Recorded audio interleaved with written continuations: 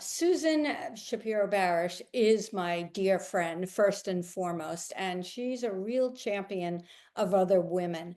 And having said that, this certainly is a hot topic, and our friendship will go on forever. So, having said that, Susan's written over a dozen nonfiction books, and I love some of the titles: Tripping the Prom Queen, You're Grounded Forever. But first, let's go shopping. And Toxic Friends, the antidote for women stuck in complicated friendships. For more than 20 years, she taught gender studies in the writing department at Marymount Manhattan College and has guest taught creative nonfiction at the Writing Institute at Sarah Lawrence College. For her fiction, some more good titles, she's written Between the Tides, A Palm Beach Wife, A Palm Beach Scandal, and Maribel's Shadow. And she writes under the pen name Susanna Marin. So, Susan, congratulations on your new book, Estranged: How Strained Female Friendships Are Mended or Ended. It's an insightful roadmap for women navigating the dynamics of friendships against the backdrop of shifting seasons.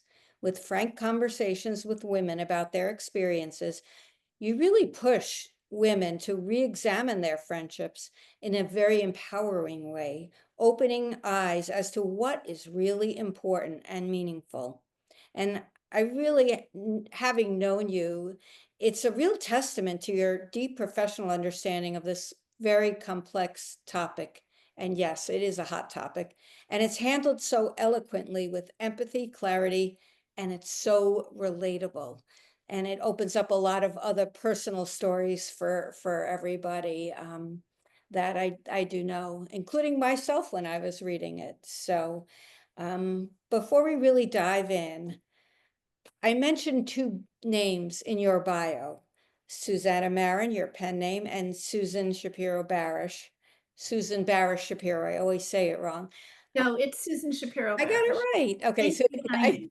so thank you, Susan. So why the two different names, one for fiction and one for nonfiction? Can you explain that? So for the 24 years that I taught gender studies at Marymount Manhattan and wrote nonfiction and used this long name, even though I was doing all that, I was also a fiction writer, and I actually earned my MFA in fiction writing. And when I was in college, my second year of college, I told my mother, my parents came to visit me, and I said, look, I'm going to be a writer, going to really get there.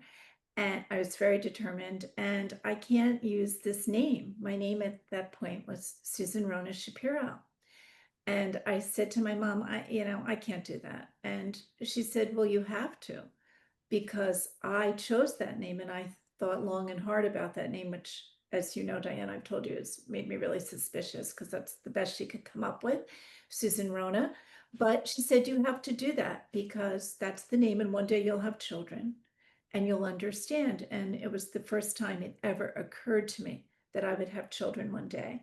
And she said, you'll give them the names you choose and you'll understand. And I remember saying to myself, I'm going to give children, my children, those children, great names, and they can do whatever they want with them. But because I was a good girl and a dutiful daughter, and one of my themes throughout my life's work has been on the price of being a good girl and why we are always pleasers, I didn't change my name. And so all of my nonfiction is under my real name, my legal name, which is Susan Shapiro Barash. When I decided to go back to fiction about 12 years ago, I told my agent that I wanted a pen name, and she said, no, you're known, you can, you're really recognized, all these books. And then St. Martin's, my longtime publisher for most of my work, said that they wanted my first novel, Between the Tides, and they wanted to know if I wanted to have a pen name. So I said yes, and I have that name because I had told my mother that I wanted to take the A from Rona and make it Susanna and use my grandma's maiden name, which is Marin, was Marin. And so I ran it by Sarah Lawrence, I'm sorry, I went to Sarah Lawrence. I ran it by St. Martin's and they said perfect. And that's how I finally got the name I wanted at a ripe old age. And that's wonderful. And I think your mom was alive at that time when you She were, was. oh yeah. So she She got, liked it because it was her mother's yeah, exactly. That's thought what that I'm she had saying mixed that. it all Yeah. those decades before. Right. Oh, it's a nice story, and it's interesting how authors evolve and do things certain ways. Well, a lot of people use, a lot of writers use pen names. I mean, we all know Mark Twain, of course, but others too, you know, it's done. Yeah. So, yeah. So, okay, this book, you've written 13 books, I think we said 13 nonfiction books. Before this, yeah. Why this book and why now? So again, about my mother. When she died 7 years ago, I was really surprised at who was there for me and who wasn't among my closest friends. And I thought, you know, there has to be an inciting incident in our lives or something that just adds up where we finally can leave the friend who's really failed us and we've counted on her so much. And Diane, as you know, this book is not about, you know, the friend you go to yoga with or the friend you play pickleball with. This is about the dyad of two best friends, two At best, the acquaintances that you, yeah, passed but on. best friends forever, or what we might call our closest friends. Mhm. And so I really wanted to look into it. And for each of my nonfiction books, I interview between 150 and 200, sometimes 250 women. And I try to do a questionnaire at the end for another 100 women or so. Mhm. So I started to interview. It was, as I said, 7 years ago. And I interviewed maybe 25 women. And then when I told my agent and I wrote up a proposal, she said to me, you know, this is intriguing. However, you have the three novels, the Palm Beach novels to deliver first. So when I went back to this 2.5 years ago, the world had really changed. And so had women in terms of how they looked at these friendships, the closest friendships that had really disappointed them. So interviewing women between 20 to 80 years of age, 20 to 80 years old, the women were saying, a very diverse population in every way, they were saying, you know, before COVID, before the Me Too movement really made us think, I would have clung to this friend and felt a failure. And that's what the women told me 7 years ago when I first began interviewing. They said, you know, I can't leave this friend, or if I leave, I'll feel so guilty, so ashamed, as if I have failed. But that's not what women said when I went back to this project. So 2.5 years ago, women started to realize that it was actually a powerful measure, and that's the new trend, to estrange and to leave a friend who no longer is really there for you or she has hurt you terribly. Wow, that speaks to empowerment. Are we becoming more empowered as women, do you think? I think we are. I mean, we're not there yet because in a capitalistic society, equal pay for equal work is the final measure. But I do believe that we're doing better. And this is actually one step that women are taking that really gives them the kind of agency that they need to have more self-awareness, more self-reflection, and more self-esteem to go forward. And when you go forward after leaving a really failed friendship, an unhappy friendship that was so close, you end up opening up the door for so many new experiences.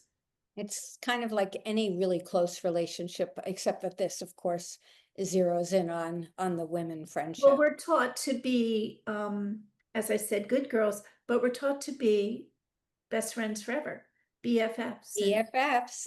right. And so, you know, that's the societal message, and we really hold on to it. We feel we must do that. And it's hard for that reason to let go. Right. A lot of, I guess, yeah, guilt is involved. Um, I'm just, as women get older, it's and you start to lose friends, and I know you said age 20 to 80, and yet it's very similar, diverse people, but diverse women from age groups, yet similar experiences.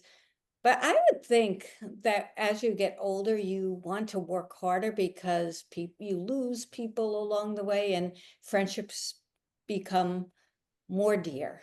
I don't know, maybe I'm now dating myself, but as I get older, I mean, I will hold on to my friendships, where before, maybe not the best friend, but I cut slack, all those kinds of things that I may not have done in my 20s, but I don't know But about you. what's so interesting is that for every decade of our lives, and longevity, also feeds into this situation where we have so many ways to reinvent ourselves. Yeah. We're young women, and then, we go for those who choose to marry, those who choose to have children. There are these different steps that we take and these different experiences. And women often at every stage and every reinvention step they take like to mirror each other. So we always are seeking a friend in the same boat, so to speak. It's just easier and we feel more understood. So sometimes friends just grow apart, but oftentimes, and as the chapters play out in this book, I saw that sometimes there's not enough respect, there's not enough equality, there's betrayal. There are all these different ways that the friendship fails us. So maybe with age you get wiser too, and as we mentioned before, feeling more empowered. I don't know. Just Well, I don't know, Diane. I have to say that women 70 years old, for example, a woman moved to a retirement community. Maybe she was in her 60s with her husband. Everything was great. It was like, I guess summer camp for adults. the new old people, new to town. And they made friends and everything was great. And then suddenly she was widowed, and then suddenly she was dropped. And when she tried to get into the widowers group, the widows group, they were saying, there are enough of us. So she really felt shut out, and yet she craved friendship. Women really want to belong. We really want to be part of something. We want to share our experiences.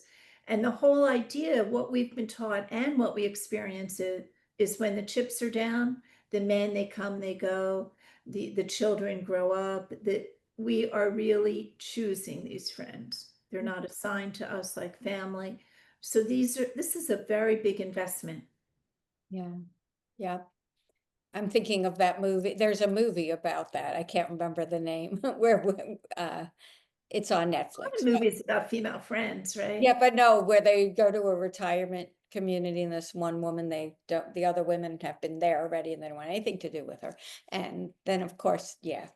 And Yeah, there's there's yeah. really, the women aren't always welcoming. And that No. actually speaks to another one of my books, nonfiction books, Tripping the Prom Queen, The Truth About Women in Rivalry, where I look at the truth about how women are raised in this culture, females, and there's not enough pie. We are always working in a limited goods society, or always told that we compete only against other women, that there's, that if she gets it, I can't have it. This idea that there's not enough opportunity to go around. And that creates a lot of competition and Mhm. rivalry, jealousy, envy.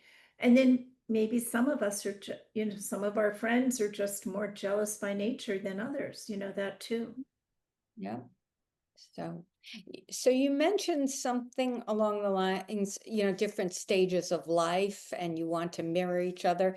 So you really discuss that. And this is more the heart of the book where the 7 classic scenarios, and that's how the book is broken up, and how the different 7 scenarios affect us. And I'm going to read the 7 types. Uh, Okay.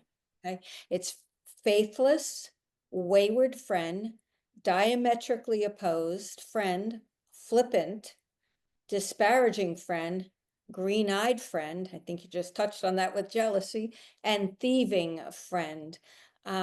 First, how did you come up with these types?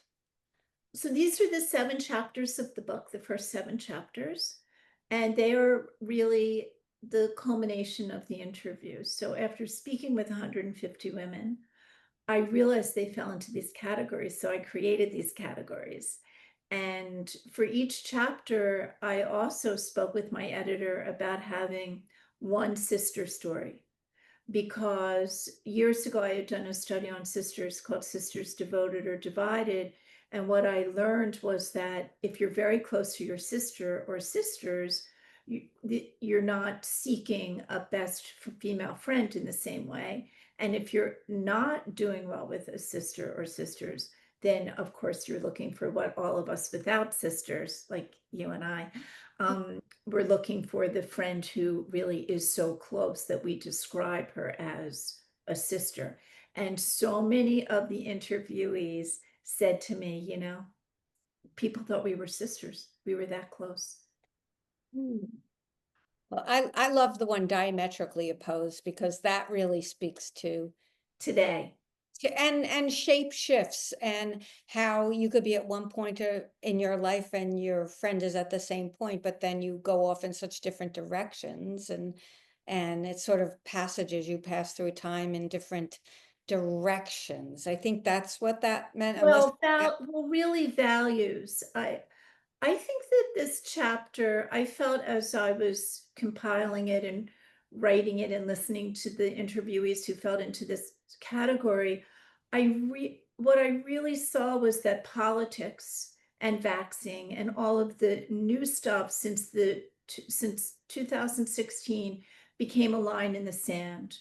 And before that, there was acceptance. Oh, you wouldn't do that, and I would. You voted for this person, I voted for that, and it was okay. And then suddenly people were saying, I can't be friends with you because you don't look at this the same way that I do. And that's very different and really very dire. yeah. No, that you had quoted, that's a great example. Somewhere in the book you had quoted when you were talking about this, it was a New York Times article, where you mentioned, quote, your friends have more money than you do. Can your relationship survive? So that's just another shape, Right. right?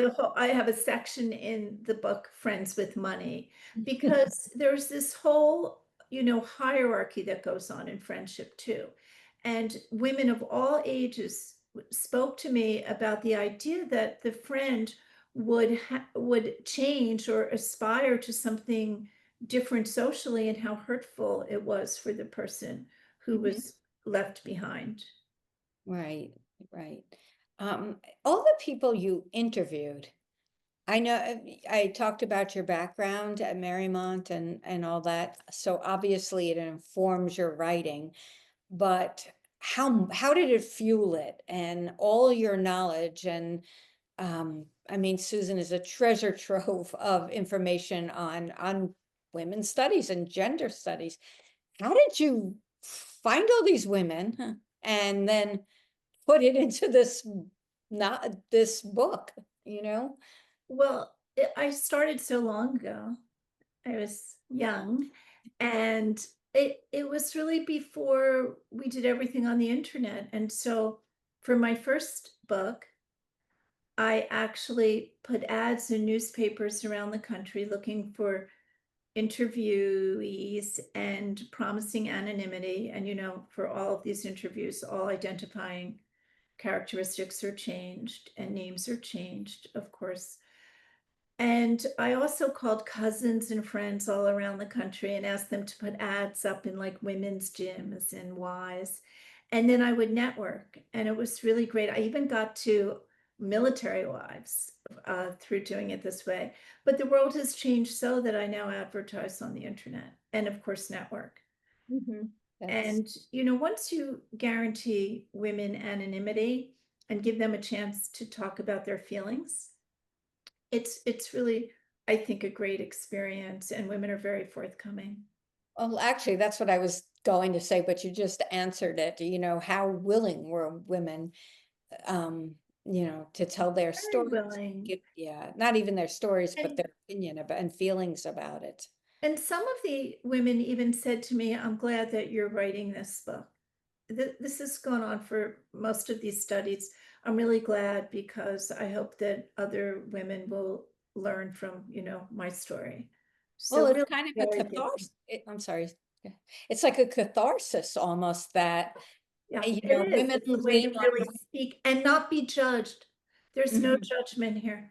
I'm Right, really reporting and looking at how women, always, Diane, how women are positioned in contemporary American culture, right, but in a all, absolutely. patriarchal culture.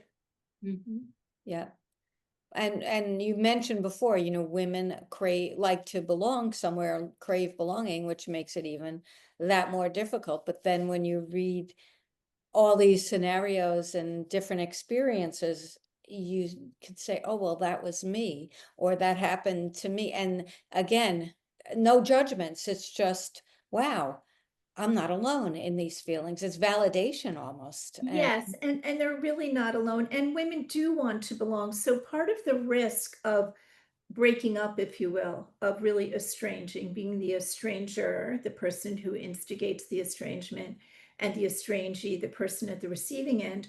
But part of doing that is so many women were best friends or closest friends within a group of women. And so they feel that they're risking so much when they leave the friendship.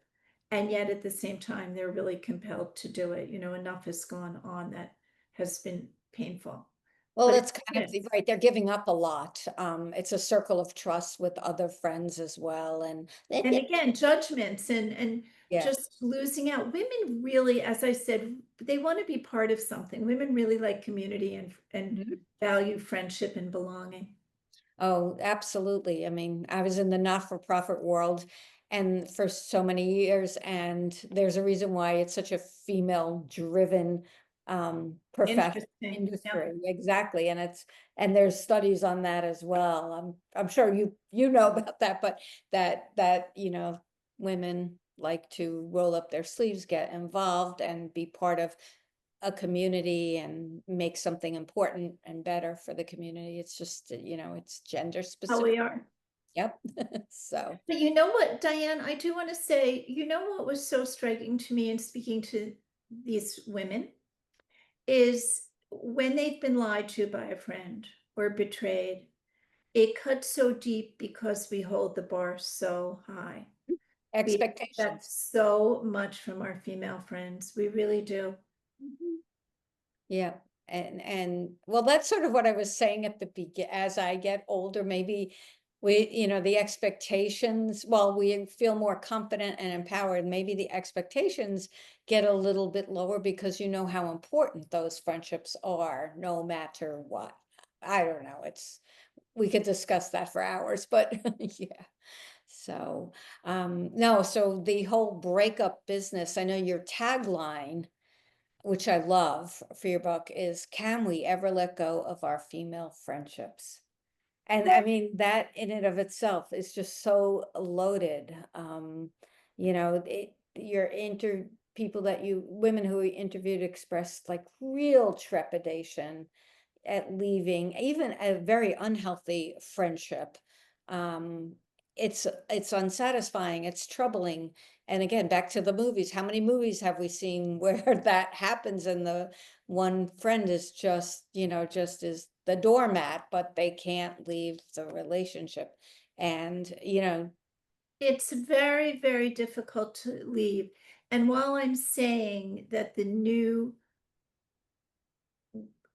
application, the new pedagogy is that we do leave our female friends, that women are of all ages are really capable of doing it and feel stronger and good about it, it doesn't mean that there's not a loss or that they don't grieve or feel that they're giving something up. It's more, as we've been saying, more about self-preservation.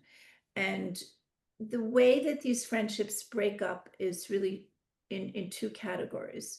Mhm. One is it's cumulative. The friend really hasn't respected you for so long. That you haven't really felt like an equal. You don't feel like you count. She's Mhm. done some painful things socially. She's And excluded you. And so it builds up until you finally say enough. right. And the other way is that there's an incendiary incident, that something so remarkably disloyal happens that you know that you can't be friends anymore. Like, Right. for example, women of all ages said that their friend stole a boyfriend, uh, a husband, an ex-husband still feels like a betrayal, um, a new partner, that kind of seduction or thieving is really, we all know, wrong, and yet it happens a lot. It happens a lot, and though you just cited some very good reasons why there's an estrangement. I mean, um, yeah, between women friends. So it's again, it gives validation. I know you use the word expiration date. I always think of a carton of milk or butter, but I can't help Right.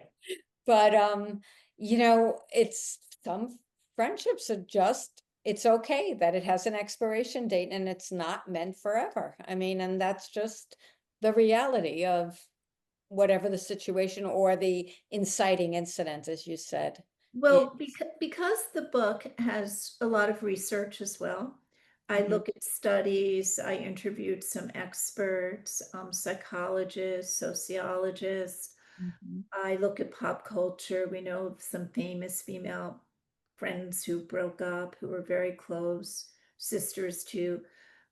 So, really looked at what happens. And one of the people whom I reference in the book is the late, great Margaret Mead, the social anthropologist. And Margaret Mead was once interviewed. Now, this is possibly urban legend, but the quote is her quote. So, first, I'll tell you, supposedly she was being interviewed by a journalist, and she was asked about her three failed marriages. That's how they were described to her. And she Mhm. said, "You mean my three successful marriages?" Women, and here's the quote that we all know, women need to learn that marriage is terminal. And I think that that is applicable to our female friendships too. We need to understand that for various reasons that we've been talking about, that these friendships can have an expiration date, but it doesn't mean that there wasn't validity to them. Right. It just because it ran its course, for lack of Right. transactional way of putting it, but it doesn't mean that it wasn't enriching and made your life better and had a lot of positivity and yeah, and and a learning experience, and it's a part of the journey, isn't it? Isn't that? I mean, it's all part of the journey, and And sometimes we just grow apart Mhm. to the point where there's really not as much in common as there is just the distance, it just starts to feel really distant, and then there's some friction. And again, to women of all ages, and then finally we just go. So that happens too. Yep, and it's there's that expression, I think you used it in the book, loyal to the bitter end. That doesn't, that speaks volumes when you say the bitter end. Well, it doesn't have to be loyal to the bitter end. It could be loyal for all those years and now we're moving on. And it was maybe a better way of positioning how you feel and casting it in a positive light, like Margaret Mead did. So, Well, 75% of the women with whom I spoke for the book, and then I did a questionnaire at the end, so that's another 111 women to be precise. They said it was easier to leave a romantic relationship or a marriage than it was to leave an unhappy friendship. wow. Just felt really, really tied and a real commitment to that friendship. Right, it's a fictive family that was created Oh, and I'm so glad you mentioned that. So, fictive family, sure. A good example, and women do that, and a good example in, on screen would be Sex in the City. And I'm sure that people who are here tonight are all familiar with that. But those four women who provided so much support and so much, and gave so much of their emotions to Mhm. each other would sit around a table like a family, and except for a mother-in-law, for Miranda's character, there were like no relatives, Mhm. no parents, no siblings, and they Right. created their own family. which was really, really interesting. Yes, it was, and the way they leaned on each other and finished each Mhm. other's sentences, and that was, yeah. th- And yet, at the same time, since we were talking about the limited goods theory that we as females are raised in a patriarchal culture, there was one scene years ago in Sex and the City. I will paraphrase as I paraphrased Margaret Mead's quote, um, where the four of them are sitting at one of their meals in Sex and the City, and Miranda says that she's unexpectedly pregnant, and Charlotte's character has been going through a really tough ordeal to become pregnant and is not pregnant. And she says something like, I paraphrase, but I'm the one who's supposed to be pregnant. And what we need as friends and just as females in the world is to not feel that if she gets it, we can't have it, that there's not enough chance and choice and opportunity to go around.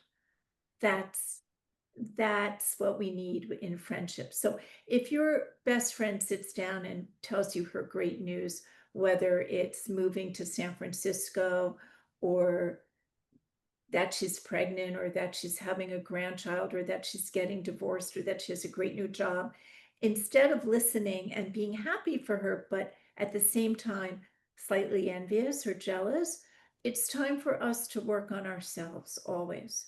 Mhm. And I think that women have to do that. We have to do that.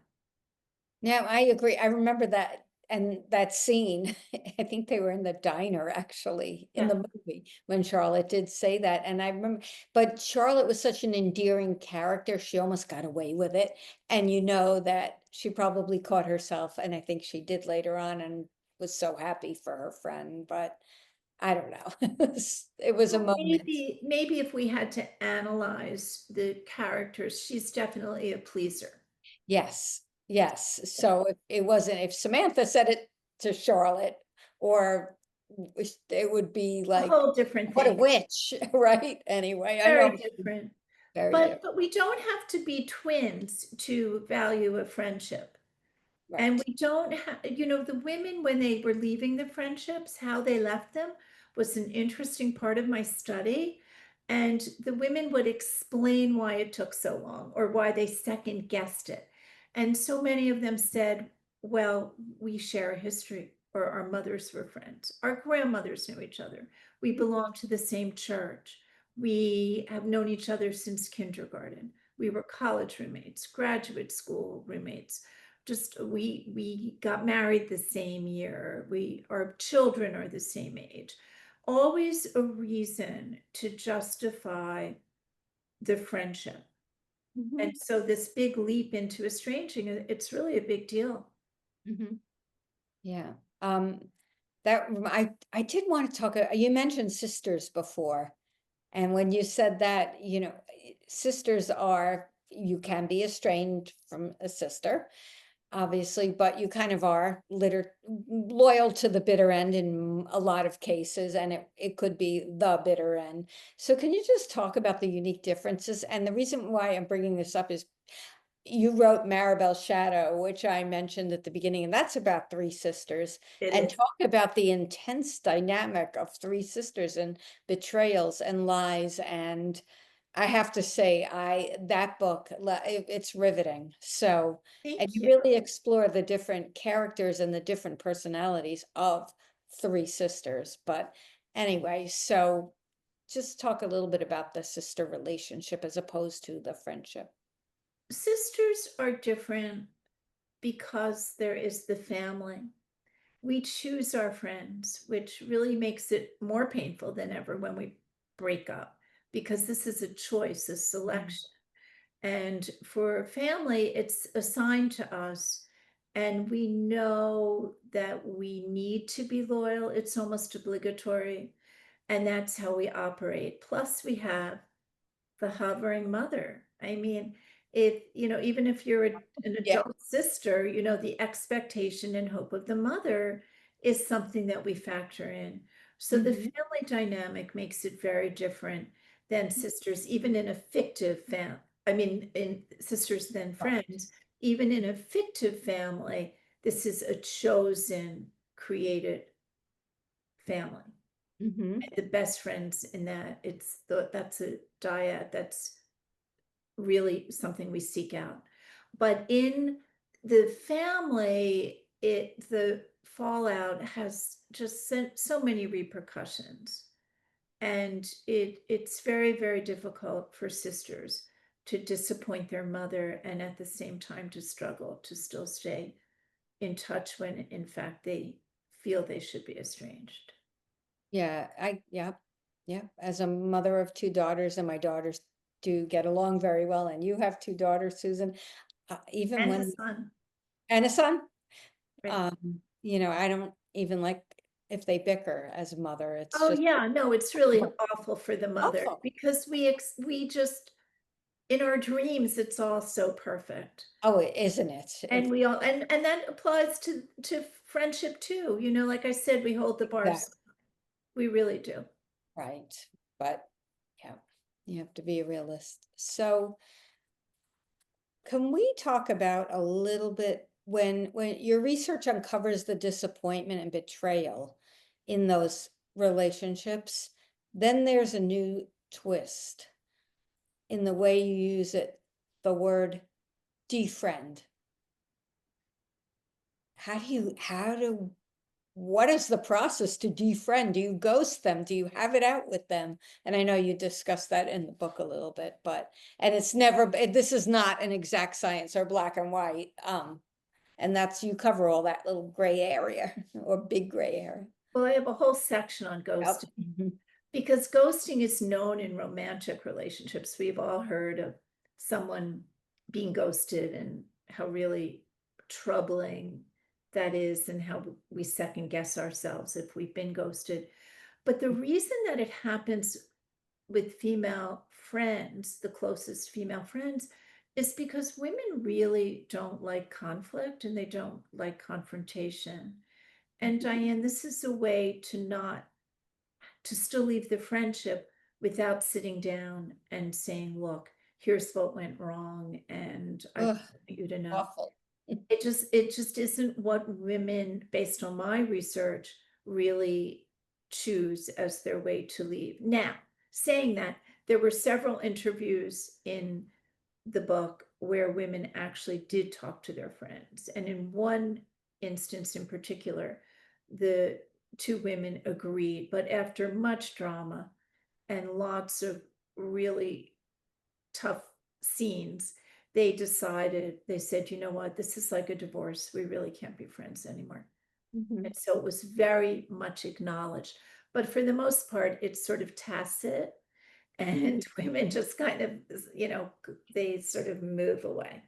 Fizzle it a little bit, it peters out maybe Right, well, with intentionally. our phones like attached to our hands, Ugh, I know. we notice the text isn't returned. We notice that the phone call, if there's such a thing as a call, and then canceling. Some of the women said, I just kept canceling plans without having the guts to actually say, I just don't want to see you until she got the message.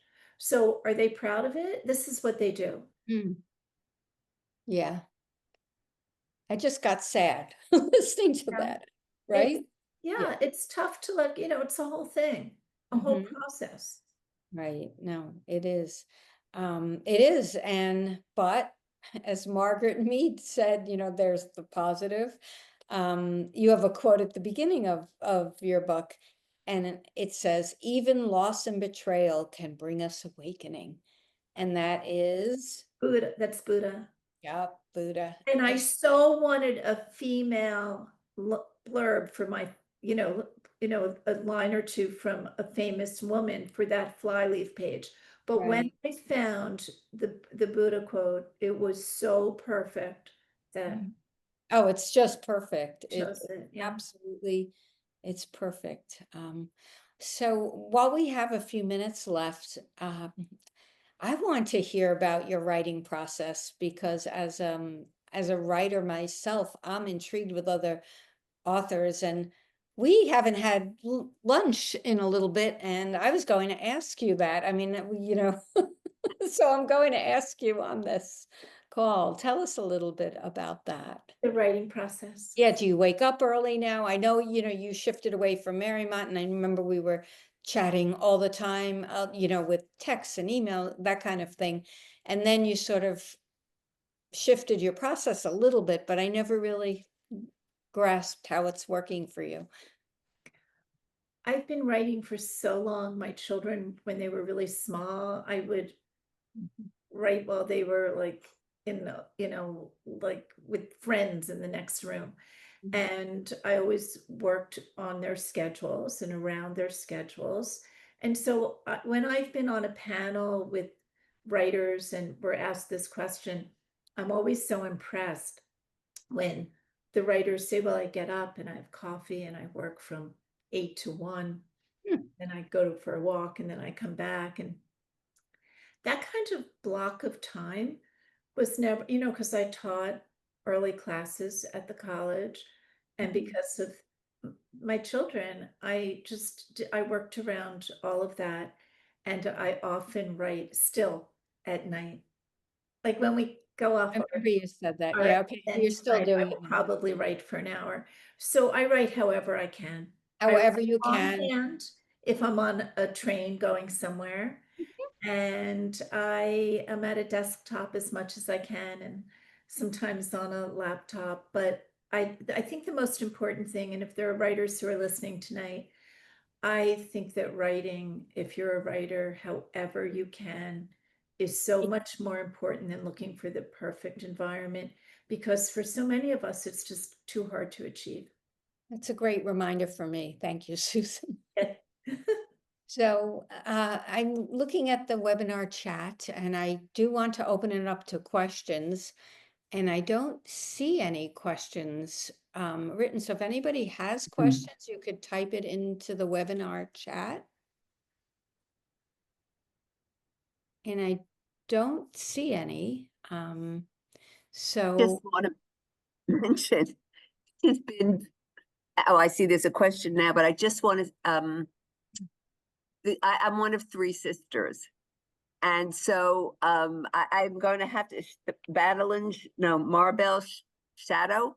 Maribel, Shadow, That's going to be my next book on my reading list, because I'm the youngest of three, and three very distinct personalities. And I happen to have two friends who are each one has two sisters.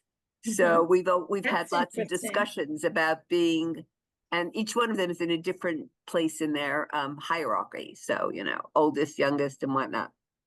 But yeah. you raised some great questions and great information. I meet my friends every Friday, and we talk about this, and a lot of this kind of conversation comes, Diane, and what you said about, we're all more accepting of each other's, and we just get along, because at this stage of our life, we're very close, and we value each other's friendship tremendously. So it's been great. I love it. So anyway, I know there's a question, so I kept thinking you could answer that first. Yes, and the question is, what is the impact of social media on female friendships? It actually can be harmful, because so much information is out there that one has to be very careful to not get caught in possibly getting in having excluded a friend, or having said something that will hurt a friend, because we're all out there. And so it really does affect the friendship, and inclusion versus exclusion, and who hears what, how, and all of that. Yeah, it's a big part of our lives, and it affects all of our relationships. And how things, this is my favorite, can be so misconstrued and misinterpreted. Exactly. Yeah, if it's taking the place of a real conversation. Right. So That too. the next question is, how has trauma impacted some of the friendships of the women you have interviewed? And that I like, yeah, Well, that really goes to what I was saying about losing my mother, Mhm. that I believe for friendship, based on my research, that in times of great joy and times of great sorrow, we learn who our closest friends really are. Mhm. And we also learn who we are. That's one part of the answer. The other is, if this question is about if you've had trauma in your life, how does it affect your expectation of friendships? I would say that all of our relationships are so affected if we've been traumatized, and that I'm thinking of a few of the interviews in the book right now where this one woman said, I cannot leave her because of the trauma, but I must tell you that it really affects the friendship, Mhm. because the friend was, in one case, needy, in another, very distrustful, another fearful. Yeah. 3 or 4 are coming to mind now, where Mhm. it really affects the kind of friend that you are if you've had tremendous trauma. Mhm. Yep. And it's give and take, and yeah, and it becomes maybe very lopsided. And also for women in the book who have discovered something Mhm. about themselves or their family, and a new, and now they're traumatized in a way they never were in the friendship before. So new information can also really affect the friendship. Mhm. Thanks. So, I think I don't see any more questions. I do want to, I encourage you all to get Susan's book. It is on Amazon. And it's also on Susan's website, and it's nonfiction, so it's her real name, not Susan.